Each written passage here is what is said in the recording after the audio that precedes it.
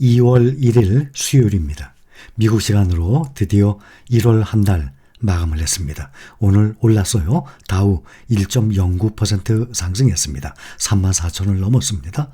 나스닥 1.67% 상승 11,584. S&P 500이 1.46% 상승해서 4,076. 며칠 전에 4070까지 갔다가 떨어졌다가 다시 4076으로 올라섰습니다. 필라델피아 반도체 가장 많이 떨어지고 가장 많이 상승하죠. 1.93% 상승을 해서 다시 2900선 넘어서 2921.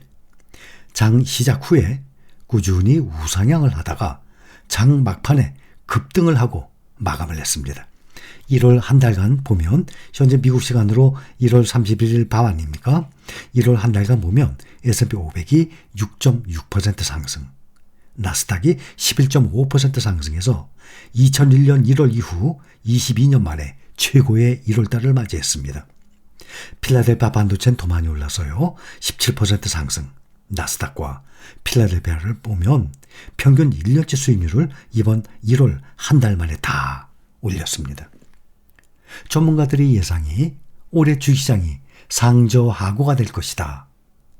상반기에는 약하고 하반기에는 강한 것 아닙니까? 하반기에 오른다는 거예요. 이렇게 예상이 많았는데 1월 증시가 이렇게 오를 줄은 아마 전문가들도 예상을 못했을 것입니다. 바닥을 찍고 과연 10월 중순 바닥을 찍고 본격적인 상승 구간에 진입을 한 건지 또 감이 오질 않는 상황이에요. 그렇다고 적극적으로 주식을 사자니 또 약세장에서 반짝 상승을 하는 이것을 끝내고 다시 떨어질지 몰라서 고민이 많을 것입니다. 그러니까 특히 개인 투자자들이 어떻게 시장을 예측을 하겠습니까? 이것은 전문가도 마찬가지예요.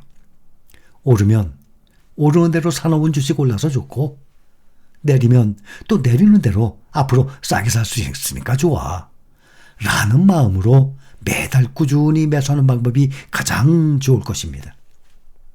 기술주들 실적 발표 앞두고 상승했습니다.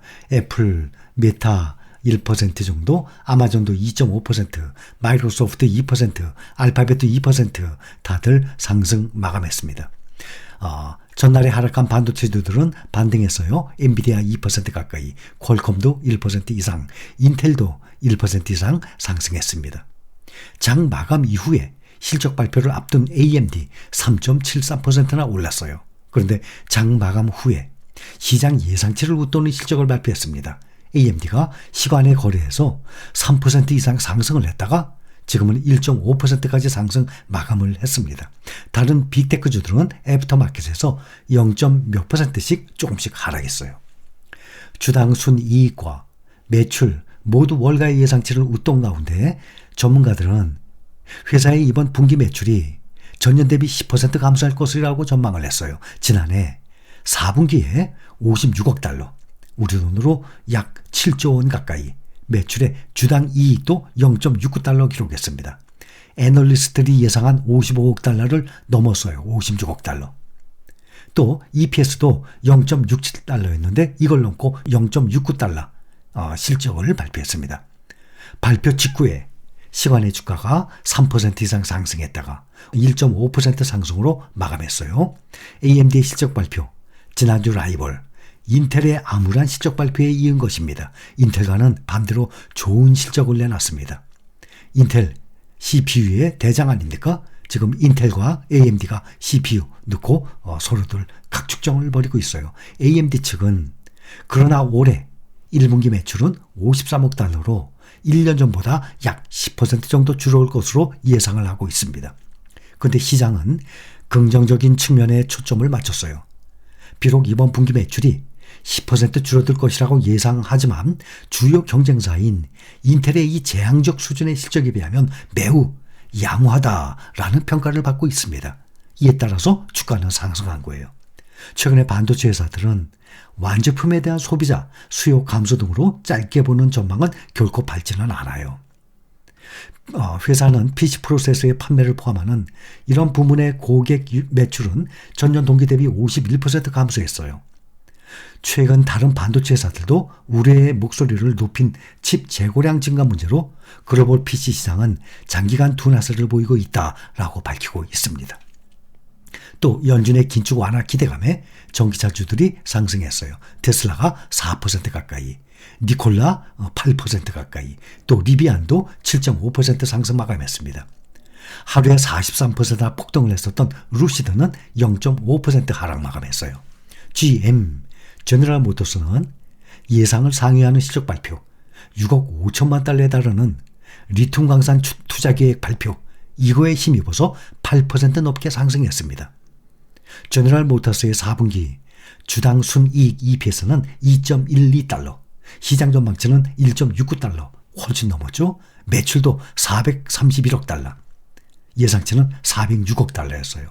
그래서 매출이나 EPS나 다 뛰어넘었습니다. 미국 기준금리 인상이 이제 마무리 단계에 접어들었다는 이 기대와 또 중국의 리오프닝 경제활동 재개하는 것, 이 정책, 또 유럽의 경기 회복 등이 맞물리면서 또 달러 약세 요즘 계속 중이죠. 달러 약세 중이에요. 국내 증시도 연초부터 강세 흐름입니다. 연준은 우리나라 시간으로 내일 새벽 3시쯤이면 FOMC 성명서 발표할 예정입니다. 시장 참여자들은 2월 FOMC에서 베이비 스텝 0.25% 가능성, 인상 가능성을 99.8%로 보고 있어요. 99.8. 그러면 뭐 거의 다겠죠? 모르죠. 또 0.5 또 튀어나올지도 모르는 겁니다. 근데 문제는 파월 의장의 매파 발언이 문제예요. 제롬 파월 연준 의장이 기자회견에서 통화 긴축을 선호하는 매파적인 시그널을 보낼 경우 투자 심리가 또 위축될 가능성이 높습니다. 작년에도 6월에 S&P 500 기준으로 3666 바닥을 찍고 8월까지 두 달 동안 상승을 많이 했어요. 그때 제롬 파월 의장이 아주 또 이 매파적인 발언 찬물을 끼얹어서 또 10월까지 계속 8월부터 또 꼬꾸라졌지 않습니까? 현재 연준의 최우선 목표 무엇이죠? 물가 안정입니다. 이제 떨어지기 시작을 하고 있는데 아직은 주식시장이 상승하는 것을 결코 원치 않는 상황이에요. 특히 중국의 위드 코로나 리오프닝이 세계 경제 성장을 이끌 수도 있고 인플레이션을 다시 자극할 수도 있는 또 양날의 칼도 있어요. 시장에서는 앞으로 본격적인 긴축 속도 조절의 신호탄이 될 것이라는 전망이 힘을 얻고 있는 상황입니다.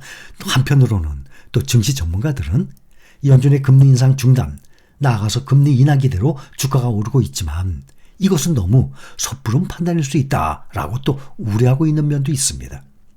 2월부터 증시가 저점을 찍을 것이라는 전망이 나오고 있어요. 국내에서 올해 주시장이 상저하고 패턴을 그릴 것이라는 이 분석이 유효한 가운데 상저의 시점이 바로 2월이 될 것이라는 관측을 보고 있어요.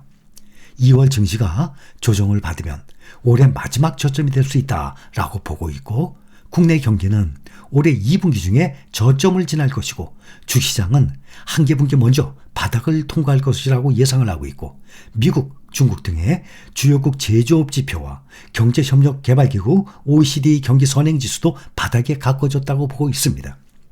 오늘 또 임금의 인플레이션이 진정되고 있다는 신호가 나오면서 투자 심리가 호전됐습니다. 지난해 4분기 고용비용지수 ECI 전분기 대비 1% 올랐어요. 전분기에 1.2% 상승과 월스트리트 저널이 집계한 이코노미스트 예상치 1.1% 상승을 오히려 소폭 밑돌았습니다. 이 고용 비용은 연준이 주목하는 지표 중에 하나입니다.